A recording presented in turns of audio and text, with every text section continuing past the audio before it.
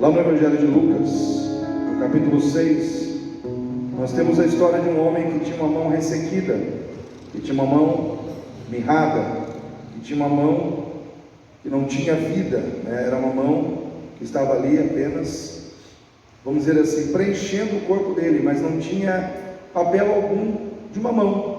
Ele não conseguia fazer nada com aquela mão. Era uma mão deficiente, era uma mão doente, era uma mão que não lhe dava condição de fazer nada com ela.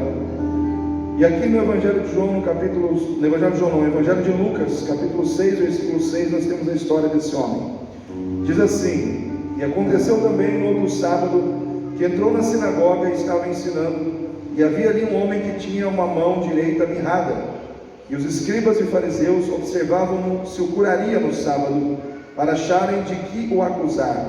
Mas ele bem conhecia os seus pensamentos, e disse ao homem que tinha a mão mirrada: levanta-te e fica em pé no meio. E levantando-se ele, ficou em pé. Então Jesus lhe disse: uma coisa vos hei de perguntar: é lícito no sábado fazer o bem ou fazer mal? Salvar a vida ou matar? E olhando para todos em redor, disse ao homem: estende a tua mão. E ele assim o fez, e a mão lhe foi restituída, sã como a outra. E ficaram cheios de furor, e uns com os outros conferenciavam sobre o que fariam a Jesus. E aconteceu que naqueles dias saiu ao monte para orar, e passou a noite em oração a Deus. Irmãos, um homem com as mãos mirradas, um homem com um problema, um homem com uma dificuldade na vida. Esse homem carregava esse problema, mas esse problema não o impedia de confiar em Deus, de crer em Deus, de buscar a Deus. Ele estava no templo, ele estava na presença de Deus, ele estava buscando ao Senhor. E o que me chama a atenção aqui é que o Senhor Jesus olhou para aquele homem, viu a sua necessidade, viu o que ele precisava, e Jesus não ficou indiferente. Aquele homem não estava ali, no meu entendimento, irmãos, ele não estava ali naquele templo esperando que ele fosse curado.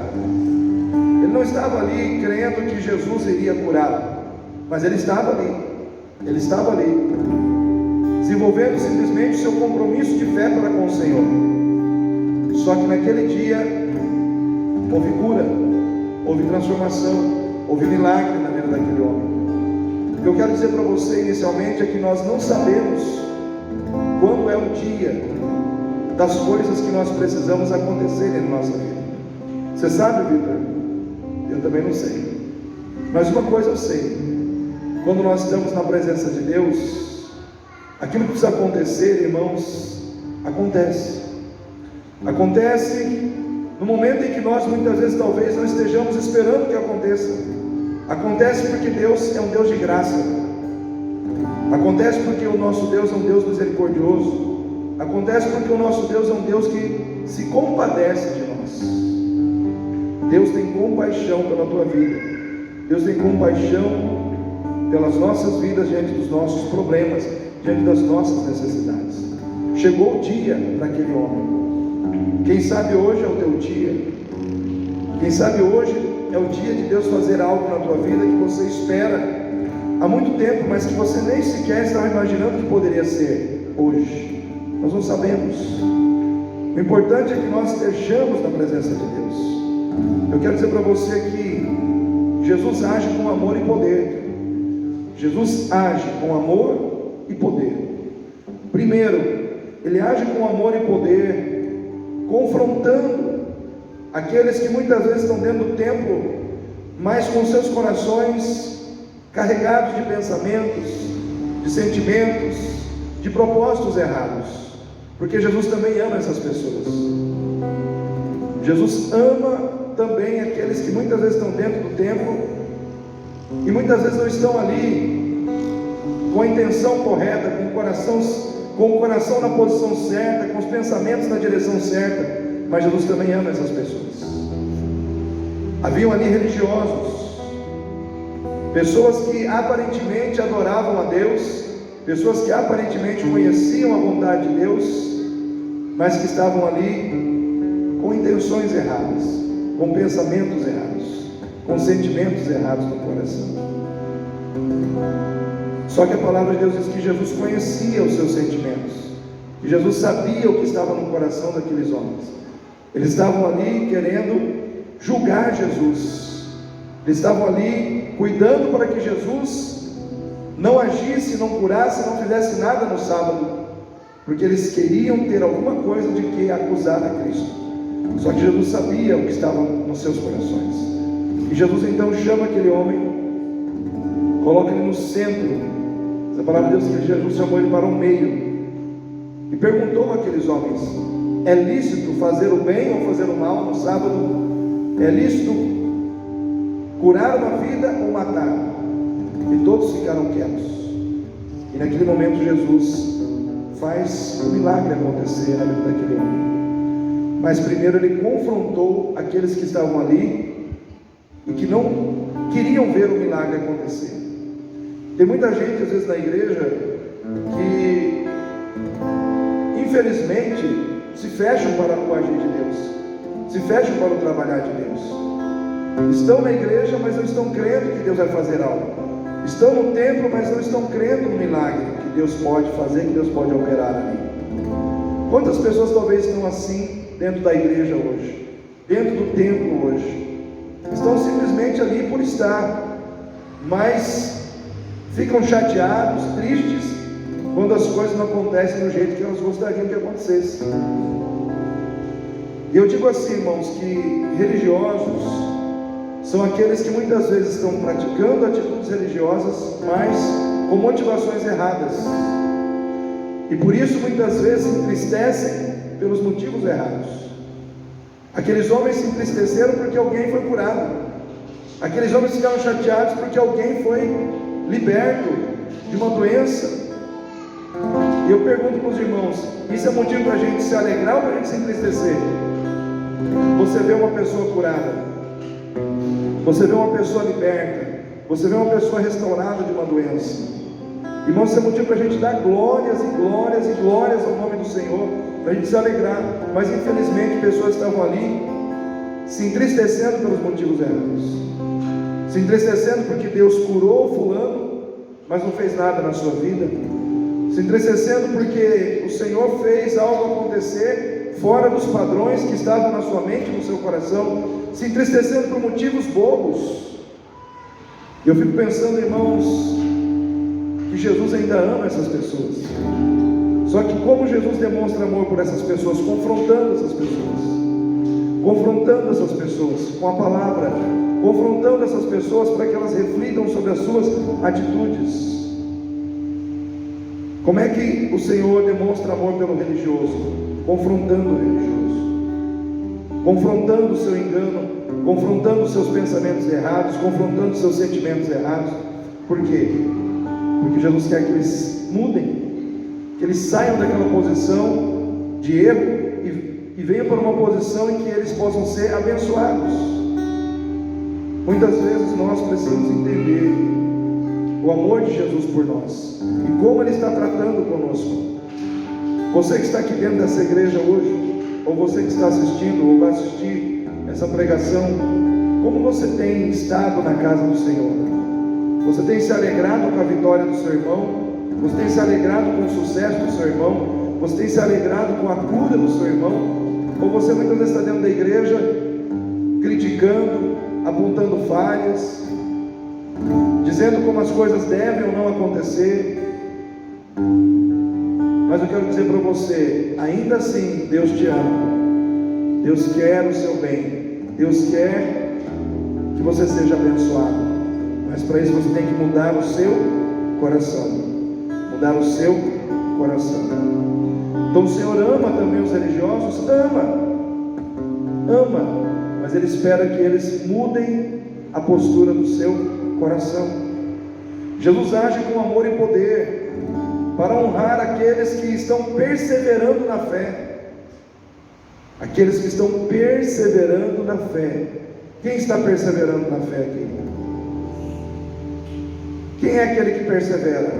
É aquele que tem problemas, é aquele que tem dificuldades, é aquele que tem situações na sua vida que trazem vergonha, dor, desprezo, angústia, tristeza, mas ainda assim estão perseverando, estão buscando a Deus, estão na presença de Deus.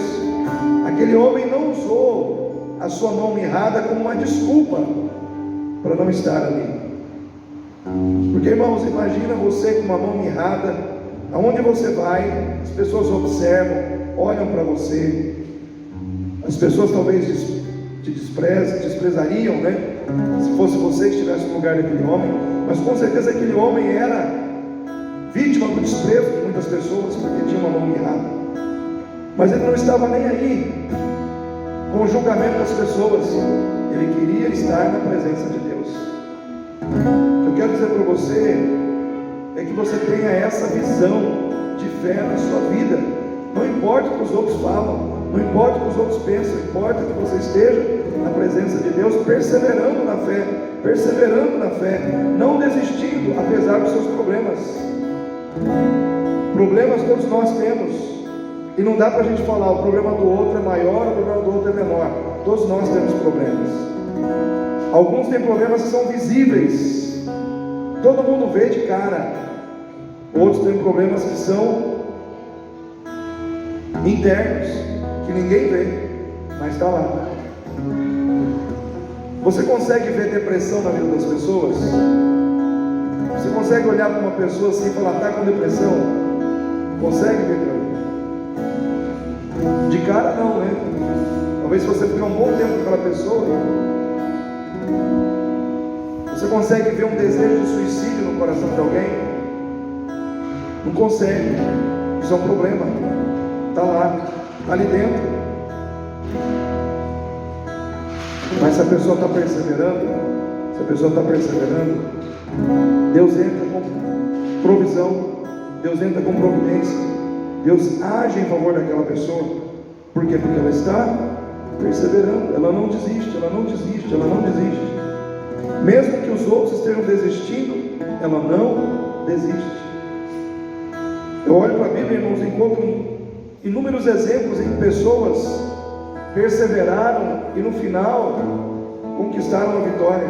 Me lembro de Jairo, aquele religioso que resolveu acreditar em Jesus, e a sua filha estava doente, só que ela morreu, e ele estava caminhando com Jesus até a sua casa. E diz a palavra de Deus que chegaram alguns amigos de Jairo no caminho e disseram: Jairo, desiste, não incomode mais o mestre, porque a sua filha morreu. Só que Jesus disse para ele: não temas, crê somente. Não temas, crê somente. Mas ela morreu, mas não temas, crê somente. Mas o pior já aconteceu. Não temas, crê somente. O que ele fez? Ele continuou perseverando, ele continuou andando com Jesus, ele continuou crendo, apesar do pior já ter acontecido. Porque quando ele saiu de casa, a filha estava doente. Quando ele volta para casa, ela está morta. Ou seja, ele estava buscando a Deus, e aparentemente a coisa que estava ruim piorou. Você já teve essa sensação que você está buscando e de repente, além de não resolver, a coisa ficou mais grave, a coisa ficou mais complicada? Às vezes é assim com a gente, irmãos. Às vezes acontece isso com a gente. Marta e Maria estavam com Lázaro doente, chamaram por Jesus, ele morreu. Depois que ele morreu, Jesus apareceu. Mas Jairo, irmãos, ele não desistiu. Ele foi com Jesus e Jesus foi com ele para sua casa. Ele perseverou em caminhar com Jesus, mesmo não tendo recebido aquilo que ele estava buscando. Isso que me chama a atenção. Tem muita gente que quer receber algo de Deus para poder continuar caminhando com Deus. quando na realidade é o contrário. Nós temos que continuar caminhando com Deus, independente do que Ele fez ou deixou de fazer por nós, porque o que nós mais precisávamos que Ele fizesse, Ele já fez. Ele morreu na cruz do Calvário para nos dar a salvação. O que nós precisamos aqui nessa vida são coisas, irmãos, que se vierem é lucro, se vierem é bônus, mas o nosso nome já está escrito no livro da vida, amém? Você não vai mais para o inferno, amém? Você não tem mais a sua alma perdida, você foi lavado pelo sangue, você está salvo, eternamente salvo, pela graça de Deus.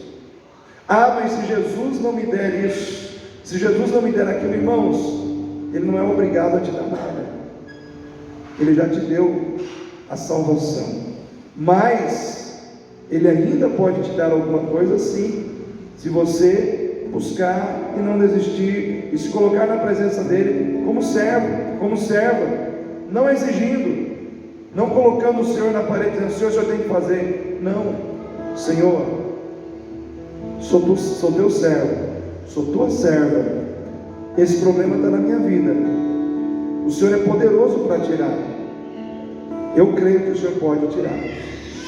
Se o Senhor não tirar, eu vou continuar te servindo, mas se o Senhor tirar, eu vou te louvar, vou te agradecer e vou continuar te servindo. E se o Senhor não tirar, eu vou continuar te servindo até o fim dos meus dias. Aquele homem perseverou, com a mão mirrada. Ele estava lá no templo, buscando a Deus, servindo a Deus. Chegou um momento que Jesus falou: é a tua hora, é a tua vez de receber aquilo que eu tenho para você aqui ainda. E ele foi curado. Eu não deixo de estar na presença de Deus, irmãos, por nada. Ainda que a gente venha aqui numa sexta-feira, tenha 5, 6, 4 pessoas, porque o meu relacionamento com Deus não é institucional. O meu relacionamento com Deus não se baseia na instituição igreja. O meu relacionamento com Deus é pessoal, e esse é o relacionamento que Ele quer ter com cada um de nós aqui. Por que eu vou à igreja? Para agradecer a Deus. Por que eu vou à igreja? Para ter intimidade com Deus. Por que eu vou à igreja? Para ouvir a palavra de Deus. Aí você tem problemas? Tenha problemas, como o outro tem problemas. Deus vai resolver? Não sei, mas eu vou estar na presença dEle. E quem sabe,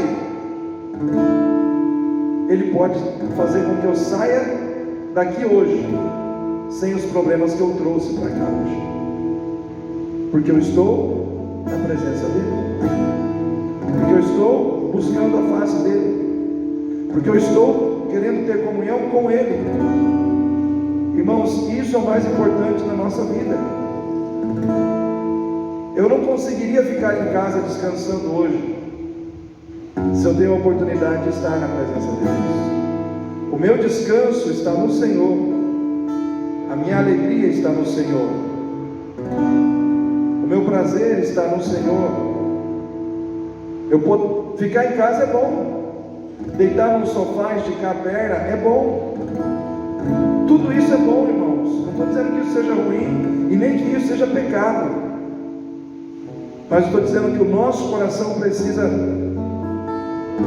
entender, sentir que Deus é melhor que tudo isso.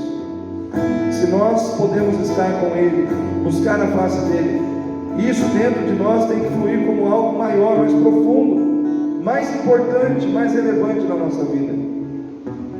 Aquele homem estava na presença de Deus, independente do que Deus iria fazer por ele ou não, ele estava lá. Já ele estava caminhando com Jesus, independente do que Jesus iria fazer ou não. Jesus disse: Jairo, não temas, crê somente. Mas Jesus não disse para ele: vou lá ressuscitar sua filha, vou com você. Talvez passou na cabeça de Jairo: o que vai acontecer? Será que ele vai curar? Será que ele vai ressuscitar? O que ele vai fazer? Não importa, eu vou com ele e ele vai comigo. Irmãos, nós temos que caminhar com Cristo nessa terra. Nós temos que caminhar com o Senhor. Jesus age com amor e poder para honrar quem persevera. Persevera. Nós já falamos tanto sobre perseverança aqui nessa igreja. É tempo de você perseverar. Não desista. Não desista dos seus sonhos. Não desista dos seus alvos. Não desista daqueles objetivos que você tem no seu coração, que você quer ver realizado na sua casa, na sua vida. Não desista. Busque o Senhor, porque para Ele tudo é possível. Para Deus tudo é possível. O teu Deus, irmã Cecília, é o Deus que tudo pode. O teu Deus, Diva, é o Deus que tudo pode na sua vida. Ele pode todas as coisas na minha vida e na sua. Busque ao Senhor enquanto Ele pode ser achado. Jesus age com poder, amor e poder, colocando em evidência aqueles que são desprezados por causa das suas imperfeições, por causa dos seus defeitos.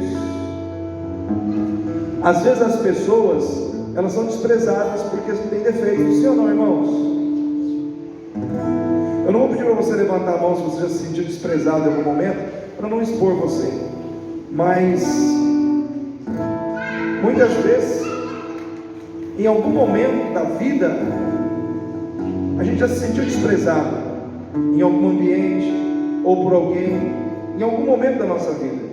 Às vezes as pessoas são desprezadas por causa das suas imperfeições físicas,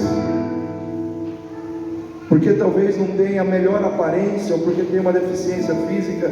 Às vezes elas são desprezadas. Às vezes as pessoas são desprezadas por causa da sua má formação, intelectual, não fala direito, né? Não teve acesso a uma escola, aos estudos, e às vezes elas são desprezadas porque falam errado. Sim ou não, irmãos? Às vezes as pessoas são desprezadas porque têm problemas, só porque tem problema, porque as pessoas gostam de estar perto de quem não tem problema. Mas se a pessoa tem problema, as pessoas não querem estar perto. E geralmente quem tem um defeito ou uma imperfeição sente vergonha, sim ou não? Da multidão, em alguns momentos. Sente ou não sente, irmãos? Em alguns casos, não estou dizendo todos, mas em alguns casos. Às vezes quem tem defeitos ou imperfeições se esconde por causa do seu defeito, da sua imperfeição. Não gosta de ser exposto, não gosta de ficar em evidência por causa da sua imperfeição. Por exemplo, se você chama uma pessoa que não consegue falar bem e você pede para ela falar em público, qual é a reação dessa pessoa? Se ela sabe que ela não vai falar bem e que as pessoas vão rir, zombar, fazer piadinha, ela vai ou não vai fugir?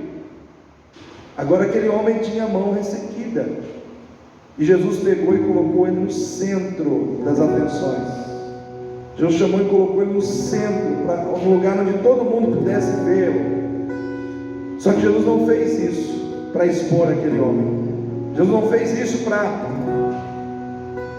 colocá-lo ali numa exposição em que ele se sentisse envergonhado das pessoas, não.